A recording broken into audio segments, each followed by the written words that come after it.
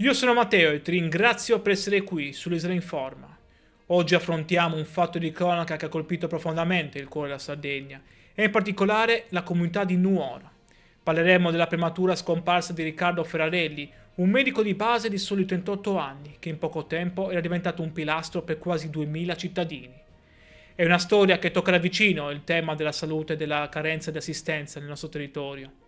Se vuoi restare aggiornato sulle notizie che riguardano la nostra isola con un'informazione attenta e rispettosa, ti invito a iscriverti al canale e a lasciare un like. Il tuo supporto è fondamentale per far sentire la voce della nostra terra. La vittima è Riccardo Frarelli, professionista originario di Roma, arrivato nel capoluogo barbaricino nel gennaio 2024. Il corpo è stato rinvenuto mercoledì 11 sera nella sua abitazione di via Montale.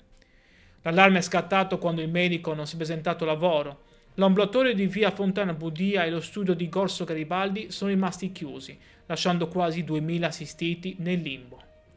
Nessuno riusciva a rintracciarlo. Poi la terribile scoperta. Sul posto è intervenuta la polizia scientifica per i rilievi, ma il motivo del decesso resta un giallo. Cos'è successo davvero dentro quell'appartamento? Per rispondere a questa domanda, la procura di Nuoro ha già disposto l'autopsia. L'intera città è sotto shock per la perdita di un giovane punto di riferimento della sanità locale. Una tragedia che scuote la Sardegna e lascia migliaia di persone senza cure.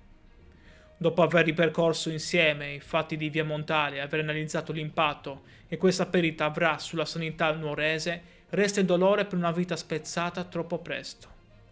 Se questo video ti è stato utile per capire meglio cosa sta succedendo nel nostro territorio, ti chiedo di lasciare un like e di iscriverti al canale.